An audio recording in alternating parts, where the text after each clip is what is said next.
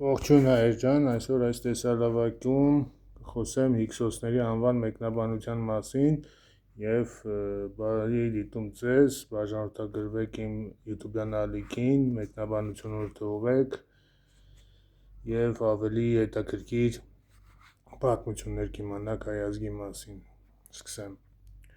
Որոշ եգիպտագետներ այն թյուր տեսակետն են հայտնել, թե իբր Հիքսոս անվանումը Մանեթոնի կողմից տրված մեկնաբանությունը առկա հովիվ սխալ է։ Թյուրիմացությունը գալիս է նրանից, որ այս հարցին անդրադարձ գիտնականները հետևելով Հովսեփոս Փլավիոսի և Եսբիոս Կեսարացու Մատթեոյի մեկնաբանությունների մեջ մտնող հովիվ հասկացությունը ընկալել են բառացի, խաչնարած, ոչխարների հոտն արածեցնող և պահպանող։ Արդյունքում նրանց այս թյուր ըմբռնումը հակադրում է այն փաստի հետ, որ հիքսոսները առաջավոր Ասիայում ժամանակի ամենազարգացած գիտության ու մշակույթի կրողներն էին և չէին կարող խաչնարած քոչվոր ցեղեր լինել։ Որոշ հետազոտողներ էլ նորից անտեսել են այն փաստը, որ հիքսոսները ժամանակաշրջանի առաջավոր գիտության ու մշակույթի կրողներն էին, նրանց նույնացրել են քոչվոր բեդուինների հետ։ Մանեթոյի մեկնաբանությանը մերժող եգիպտագետները այն կարծիքին են, թե Հիքսոս անվանումը օտար երկրներից տիրակալներ իմաստը կրող եգիպտերեն հիքա հասովթ արտահայտությունից աղավաղված ձևն է։ Այս տեսակը 19-րդ դարի վերջում առաջին անգամ արտահայտել է անգլիացի եգիպտագետ Գրիֆիթը։ Այս տեսակետները մանրամասն կանդրադառնանք այստեղ։ Այժմ անդրադառնում ենք մանեթոնյան Հիքսոս առկա հովիվ անվան պատմական հիմքերին։ Մեր կարծիքով, որպես հովիվ բառի առաջնային ու հիմնական նշանակությունը Մանեթոնին է հասել և նրա կողմից ընկալվել ու հաղորդվել է այդ բառի առաջնորդ, հոգևոր առաջնորդ իմաստը։ Հովիվ հասկացության տակ ընկալվել ու հաղորդվել է պաշտպանի, նահապետի, հոգևոր աշխարհիկ առաջնորդ կերպարը։ Հետևաբար Մանեթոնի Հիքսոս առկա հովիվ մեկնաբանության տակ պետք է հասկանալ ռազմիկ, քուրմ, արքա, հոգևոր առաջնորդ, արքա, քրմապետ իմաստը։ Հնագույն ժամանակներից է գալիս այն պատկերացումը, թե ժողովուրդն Աստծո հոտն է, իսկ նրա հոգևոր աշխարհիկ առաջնորդի ֆունկցիաները կրող է այդ հոտի հովիվը, առաջնորդն ու պահապանը։ Նման բազմաթիվ փաստեր են հաղորդում հնագույն գրավոր սկզբնաղբյուրներում։ Շումերական ջութազնավեպի հերոսները՝ Էմերքարը, Լուգալ-Բալդա, Գիլգամեշ և այլն, կրում էին Էն-Տիգրոսը, որն արտահայտում էր աշխարհիկ ու ռազմական առաջնորդ գերագույն քուրմ նշանակությունը։ Ուրի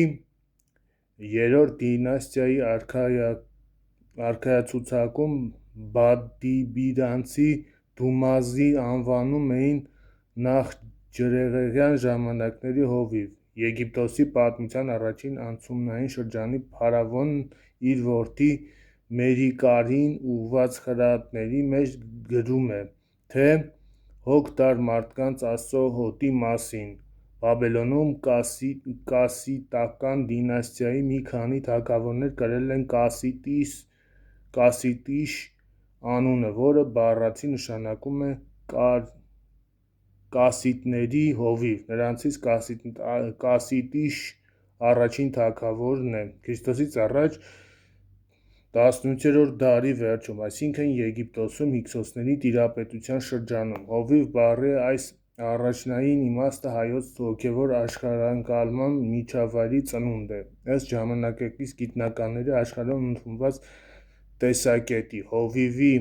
հետ կապված առասպելներ հնդեվրոպական ծագում ունեն և մտնում են հնդեվրոպական ընդհանուր առասպելների մեջ։ Հայկական և ընդհանրապես հնդեվրոպական բանահյուսությունների մեջ հովիվ գաղտնագրության, հաղորդագրության, աստվածների ու կախարդական ուժերի հետ հաղորդակցում, բնության իմաստության հետ, երկրային լուսատուների, կենդանիների ու բույսերի լեզվի իմացություն և այլն կրողն է։ Նա է դաստիարակում լքված արքայազնին, հայկական ժողովրդական հեքիաթների արքայազն Էդիպ, Պարիս և այլն։ Ռիգվեդայում աշխարհի հովիվ են անվանում հանդարյական աստվածներ Ագնին, Ինդրան, Վարուն ու Միտրան, աշվենները Ռիգվեդա։ Արևի աստծո ուղղված խեթական մի հիմնում արևի աստված անվանում են մարդկության հովիվ։ Հոմերոսը տրոյական պատերազմին մասնակցած թագավորներին կոչում է ժողովրդի հովիվ։ Մովսես Խորենացին վկայում է, թե ըստ հին մատենագրերի արքա Քուրմ առաջնորդ հովիվ Հիքսոս ֆունկցիան կրել է աստվածարար նախամարդը, շեշտելով այդ պատկերացումները, և աստվածաշնչյան Ադամի կերպարի առջև գոյություն ունեցող արմատական տարբերությունները։ Խորենացին աստվածարար նախամարդու մասին մի քաղվածք է բերել Աբյուդենոսից։ Ամենախնամ աստված նրան նշանակեց ժողովրդի հովիվ և առաջնորդ։ Աշխարհիկ, ռազմական և հոգևոր առաջնորդ տրվում է առաջնորդ հովիվ, արքա հովիվ, բնորոշ ծագելով վաղնջական ժամանակների հոգևոր աշխարհընկալումների համակարգի մեջ։ Հայոց մեջ պահպանվում է ընդհուպ մինչև քրիստոնեությունը։ Գրավոր սկզբնաղբյուրները և հնագիտական նյութերի այդ մասին վկայող բազմաթիվ փաստեր են հաղորդում։ Դրանցից հնագույնը հավանաբար Հայաստանի ժայռապատկերներն են, որոնցից հաճախ են հանդիպում որոշակի ծեսեր կատարող ռազմիկ որսորդ առաջնորդների պատկերները։ Շումերական սկզբնաղբյուրներում Արատտա Հայաստանի տիրակալը հիշատակվում է աշխարհիկ առաջնորդ քրմապետ, իմաստը կրող Էն Տիտղոսը։ Այս խնդրի առումով ցայտուն հնագիտական փաստ է Լոռի բերդում պեղած և միջին բրոնզի դարի (Ք.ա. 20-ից 15-րդ դարերի) հիքսոսյան դարաշրջանին պատկանող խեցու բեկոր, որի վրա գծագրված է թագավոր արքա Քրմի պատկերը։ Իրենք իրենց արքա հովիվ և անպարտելի ռազմիկ էին անվանում Վանի թագավորական հարստության արքաները։ Սարդուրի առաջին արքան Ք.ա. 840-ից 820 թվականներին մի արձանագրության մեջ իրեն կոչել է մեծ արքա, հզոր արքա, տիեզերքի արքա, Նայիրի արքա, արքա, որին հավասար չկա, կռվից չվախեցող, զարմանարաշ հովիվ, արքաների արքա։ Ռուսա առաջինը Ք.ա. 735-713 թվականներին և նրա որդի Արգիշտի երկրորդը Ք.ա. 719-685 թվականներին։ Արքաների արձանագրության նրանց տիտղոսների շարքում նշվում է նաև ազգի հավատարիմ հովիվ կոչումը։ Ժամանակի ընթացքում թագավորի աշխարհիկ ու ռազմական ֆունկցիաների աճը և ճյուղավորումը հանգեցրին նրան, որ թագավորը, պահպանելով հովիվ կոչումը, քրմապետի գործնական պատկանելությունները փոխանցեց արքայական տոհմի մի այլ երևելի անձի։ Խոսելով Հայաստանի մասին Ստրաբոնը վկայում է, թե սովորաբար քրմերը պատկանել են նույն տոհմերին ինչ որ թագավորները։ Մովսես Խորենացին հաղորդում է Երվանդ իր կառուցած Բագարան քաղաքում քրմապետ է նշանակում Երվազ եղբորը։ Նույն աղբյուրներից իմանում ենք, որ Արտաշես արքա քրմապետ է նշանակում Մաժան որդուն։ Հայոց թագավորների արքա հովիվ տիտղոսների անխզելի ժառանգությունը հաստատող այս գրավոր փաստերը վկայում են, որ այդ երևույթը շատ հին ծագում ունի և օրենքի ուժով ավանդաբար փոխանցվել է սերնդից սերունդ։ Այսպիսով հայոց հոգևոր աշխարհընկալումների միջավայրում ծնված ռազմիկ Քուրմ արքա հոգևոր առաջնորդ հոգևոր հովիվ գաղափարները այդ միջավայրի անմիջական ազդեցության տակ տարածվել է Առաջավոր Ասիայում և Ք.ա. 3-ից առաջին հազարամյակներում արձանագրվել է տարբեր ազգերի գրավոր աղբյուրներում։ Համեմատաբար ավելի ուշ գրառվում է հին կտակարանում ի տարբերություն Աբրահամ Դավիթ ժառանգական գծի, որտեղ բոլորն էլ պատկերված են որպես իրական խաշնարածներ, ցայտուն արտահայտված արքա, հոգևոր առաջնորդ արքա, հովիվ Հիքսոսներ են Նոյն ու Երուսաղեմի արքա Մելիքսեդեկը, ըստ հին կտակարանի ետջրեղենական մարդկության նախահայր Նոյը Հայաստանում է կառուցել ետջրեղենական առաջին զոհասեղանն ու Աստծուն զոհ մատուցել, Աստված ընդունում է զոհ, գոհություն է դեպի ճշմարիտ աստվածապաշտության կատարված դարձով և Նոյի հետ Հայաստանում է կնքում հավիտենական ուխտը, հայոց ավանդության համաձայն Նոյը լեռից իջնելով կանգ է առնում Նախիջևանի դաշտում, այս դաշտավայրի հնագույն բնակավայրերից մեկը մինչև օրս կրում է Վեդի անունը, որի իմաստը հայերենում մոռացված է, բարեբախտաբար Վեդի բառի զոհասեղան իմաստը պահպանվել է հայերենի ցեղակից վեդայական լեզվով, ըստ աշխարհացույցի Վեդի քաղաքի տարածքը մտել է Արարատ նահանգի Արաց գավառի մեջ, Արին Բերդ Աստծո գալստյան վայր և Վեդի զոհասեղան անվանումը վկայում է, որ Արածը Նոյի, Գանգարի ու զոհասեղան կառուցելու վայրն է եղել, Աստծո պաշտամունքի հանրաճանաչ կենտրոնը և այնտեղ է Նոյի հետ հավիտենական ուխտ կնքել Աստված, ըստ Մանեթոսի Երուսաղեմը կառուցել ու անվանադրել են հիքսոսները, իսկ ըստ հին կտակարանի Աբրահամի օրհնող Մելիքսեդեկը Երուսաղեմի Սաղեմ թագավորն էր, հին կտակարանի ավանդական ժամանակագրության ու ժամանակակից պատմահնագիտական փաստեր համադրումից բխում է, որ եբրայերենից առասպելական նախահայր Աբրահամի Խառանից դուրս գնալու և Պաղեստինում և Եգիպտոսում հայոց ավանդական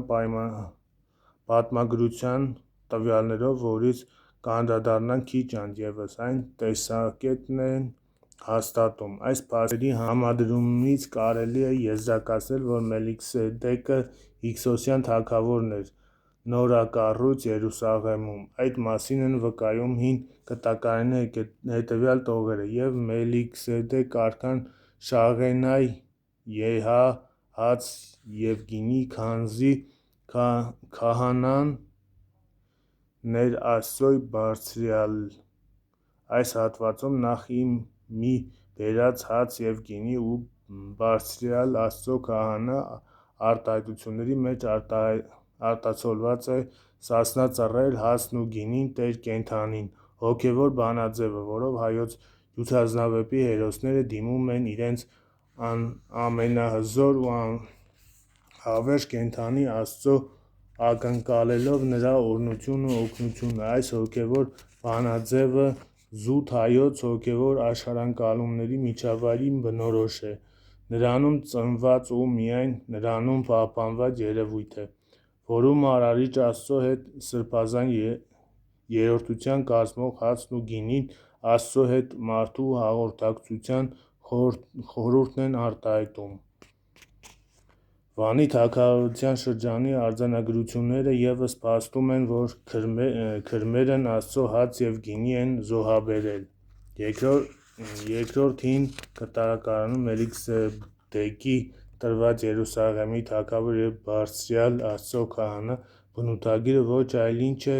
թե ոչ Հիքսոս անվան արտահայտած իմաստի մի այլ ձևակերպում՝ ռազմիկ քուրմ, արքա քրմապետ, արքա հովիվ, ավելին այս նույն իմաստը արտահայտում է բուն Մելիքսեդեք անունը, անշուշտ այն բարդված անձնանուն է և կազմված է Մելիքի և Սեդեք մասերով, Մելիքն աքքադերեն հանրածանոթ Մալիկ ու տիրակալ, թագավոր, իշխան բառն է, որից ծագում է թագավոր, արքա իմաստը կրող արաբերեն Մալիքուն, եղբայրներ Մելիք, փյունիկյան Մելիք բառերը, Մելիքու բառը շումերական վերոհիշյալ են, աշխարհիկ առաջնորդ, գերագույն քուրմ, գաղափարագրի աքքադերեն ընթերցումն է, այսինքն որպես շումերական անմիջական ազդեցություն հետևանք։ Աքքադերեն մալիկու բառը միաժամանակ արտահայտել է արքա և քուրմ հասկացությունները, սակայն քանի որ արքա քուրմ հասկացությունները այլ միջավայրի ծնունդ էր և խորթ էր սեմական աշխարհին, արևմտասեմական լեզուներում միայն պահպանվեց մալիկու բառի աշխարհիկ արքա թագավոր իշխան իմաստը։ Այդ է պատճառը, որ հին կտակարանի գրառման ժամանակ Մելքիսեդեք անունը կազմելու համար մալիկու բառին ավելացվում է սեդեկմասը։ Կարծում ենք, որ սեդեկմասի հիմքում ընկած է ոգի, հովանավոր ոգի, ոգու գերագույն մանրամասում իմաստը կարող է շումերերեն սեդու բառը, աքքադերեն սուդու բառի ոգի, հովանավոր ոգի, ոգու գերագույն մանրամասում նշանակությունները լիովին արտահայտում են հոգևոր հովիվ հասկացության վերագրվող իմաստները։ Հետևաբար, աքքադերեն մալկու և սուդու բառերում կազմված Մելքիսեդեք անունը բառացիորեն կրում է արքա քուրմ, արքա հովիվ, հիքսոս նշանակությունը, իսկ այդ անվան տակ հանդես է գալիս նորակառույց Երուսաղեմի Հիքսոս արքան։ Հիքսոս անվանումը մեկնաբանության այս պատկերը ընդհանրացնելու համար նշենք, որ Եգիպտոսի հիքսոսյան փարավոններ Ապոպին իր պալատին կից կառուցելով գերագույն աստված հռչակվեց Սեթի տաճարը, այնտեղ ամեն օր անձամբ ծեսեր էր կատարում և զոհեր մատուցում Սեթին։ Այլ կերպ ասած, Ապոպին, ինչպես և հիքսոսյան մյուս փարավոնները, միաժամանակ արքա և գերագույն քուրմեր էին։ Հիմա արքա քրմապետ, արքա հովիվ հիքսոսներն են։ Այս թեմային ավելի հանգամանալիորեն կանդրադառնանք ստորև։ Մենք հետևելով և հավատ ընծայելով Մատթեոնի այն հաղորդումը, թե Հիքսոս անվանումը եգիպտերեն է և արտահայտում է արքա հովիվ իմաստը, եկանք այն համոզման, որ Հիքսոս արքա հովիվ անվանումը կրել է ռազմիկ քուրմ արքա հոգևոր առաջնորդ գաղափարը, իսկ վերջիններս ձևավորվել է հայոց հոգևոր աշխարհընկալման միջավայրում։ Հիքսոս անվանումի իմաստը վերջնականապես հասկանալի է դառնում, երբ մեր այս եզրահանգման լույսի ներքո անդրադառնում ենք Մատթեոնի հաղորդած մյուս կարևոր փաստին։ Եգիպտոսի գրավողների ողջ տոհմը անվանվում էր Հիքսոս, այլ կերպ ասած Հիքսոս ռազմիկ քուրմ արքա հովիվ անվանումը։ Եգիպտոսի գրավողները ազգային ընդհանրական անվանումն էր։ Մատթեոնից մեզ հասած այս կարևոր վկայությունը հնարավորություն է տալիս Հիքսոս անվանման Հայք և Սոս բաղադրիչները ստուգաբանության փորձ կատարել, ենթադրելով, որ այդ բառերը պատկանել են Եգիպտոսի նվաճողներ Հիքսոսների բառապաշարին։ Վերը մենք քննարկեցինք տարածաշրջանում, մասնավորապես հայոց հոգևոր աշխարհընկալման համակարգում, Հիքսոս անվանման արքա հովիվ իմաստի առկայությանը վերաբերող պատմական փաստերին։ Մյուս կողմից են, եթե ճիշտ է մեր այն տեսակետը, թե քասիտները և հիքսոսները պատկանել են նույն էթնոսին, ապա բնական է կարծել, որ այս երկու անվանումները կրել են նույն իմաստը և բնութագրել են այն նույն էթնոսին, որ սեպագիր աղբյուրներում ներկայանում է քասիտ, իսկ Մատթեոնի մոտ Հիքսոս անվանումներով։ Սկսենք քասիտ անվանումից։ Ժամանակին Խաշտարյանի ամփոփելով այս խնդրի վերաբերյալ մինչև 30-ական թվականներին արտահայտված տեսակետները հանգել են այն մտքին, թե Եվրոպայից Ք.ծ.ա. 2-րդ հազարամյակի սկզբերը առաջավոր Ասիան ներխուժած արիական ժողովուրդները ստեղծել են նոր պետություններ Փոքր Ասիայում՝ Հեթիտ, Արմենիում և Խարին Միտանի մեծ պետությունները, Բաբելոնում կասիտների հարստության և Եգիպտոսում հյուքսոսների տիրապետությունը։ 20-ից 30-ական թվականներին պատմագրության մեջ ընդունված էր հոգևորական նախահայրենիք եվրոպական տեսակետը։ Մյուս կողմից պատմահնագիտական փաստերը ճնշման տակ շատ հետազոտողներ հավանական համարում են հիկսոսների ու կասիտների արիական ծագումը, նրանց համարում էին եկվորներ։ Ղամփանցյանը միակն է, որ փորձեր արել կասիտների անվան հետաքրքիր հետքերը փնտրել հայերենում։ Ղամփանցյանը հայոց քաջաբերունի նախարարական տոհմահանման արմատական քաջ մասին էթնիկական ծագումը վերագրելով ենթադրում էր, որ այն կհաջ կապված է հենց կասիտ ցեղանվանման հետ։ Ղամփանցյանը նաև նշում է, թե քաշ ցեղանունը կարող է շփոթվել քաջ բառի հետ և տեղիք տալ սխալ զուգաբանությունների։ Քաջբերունի տոհմը արտաշխարհացույցի տիրում էր Վանա լճից հյուսիս-արևելք ընկած Գառնի գավառին։ Ի հիմնավորում իր տեսակետի, Ղամփանցյանը նշում է Սյունիքի Քաշաթաղք, Բերդ գավառ, Քաշունիկ գավառ տեղանունները, ենթադրելով դրանց ծագումնաբանական կապը կասիտ ցեղանվան հետ։ Կարծում ենք այս հարցում անվանի լեզվաբան ինքն է շփոթել, քանի որ առկա տվյալները վկայում են, որ քաջբերունի տոհմանունը կազմված է հենց քաջ, լավ, ընտիր, ազնիվ, առաքինի,